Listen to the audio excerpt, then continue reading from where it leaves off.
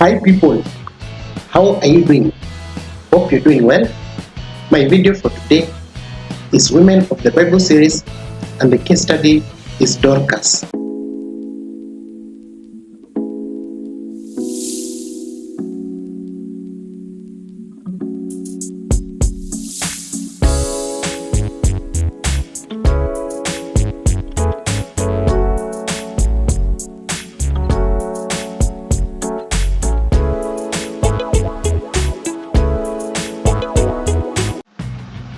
Hello people, how are you doing? Hope you're doing well. My video for today is Women of the Bible series, and the case study is Dorcas. I'll take you through the life of Dorcas, who she is, and the lessons we can learn from her life and death. And it goes like this. Dorcas, or Tabitha, lived in Jaffa, an important port city overlooking the Mediterranean Sea. So Dorcas is first discovered in the book of Acts when she lived in Dorcas. That was the time when Apostle Peter came to visit her in Dorcas, and she kept busy as a seamstress, and her days were filled with activities that brought relief to the needy, especially the widows.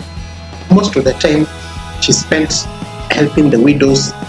She spent helping those that are in need. The widows were those that were in need, so she spent most of her time helping them.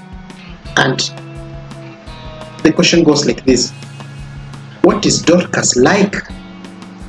And I have like a few verses that will help us to know what Dorcas was like, and it goes like this. I'll take you through the verse of Acts chapter 9 verse 36. Acts chapter 9 verse 36. Acts chapter 9 verse 36, and I will use the King James version. And it goes like this. Now there was at Jaffa a certain disciple named Tabitha, which by interpretation is called Dorcas. This woman was full of good works and alms deeds which she did. Verse 39. And Peter arose and went with them. When he was come, they brought him into the upper chamber, and all the widows stood by him, weeping, and shewing the coats and garments which Dorcas made while she was with them. And the subtopic is Dorcas raised from the dead. And I'll take you through a few verses, that is Acts chapter 9 verse 37. And it goes like this. And it came to pass in those days that she was sick and died, whom when they had washed, they laid her in an upper chamber. Verse 40 to 41. But Peter put them all forth, and kneeled down and prayed, and turning to the body said, Tabitha, arise. And she opened her eyes, and when she saw Peter, she sat up. And he gave her his hand, and lifted her up. And when he had called the saints and widows, presented her alive. Yeah. And I will take you through the lessons we can learn from Dorcas' life and death. And it goes like this.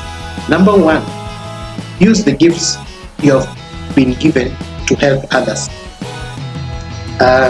Dorcas has had talents in designing, tailoring, and stitching, and she put that into good use by making clothes for people who needed it. So Dorcas was skilled in tailoring clothes, tailoring garments, stitching garments, and she used that talent to provide clothes for those that are in need, and she provided clothes to those that needed clothes. Yeah. Number 2, build relationships that will have lasting impact on others. When Dorcas died, she left a legacy. She touched many lives and made good friends.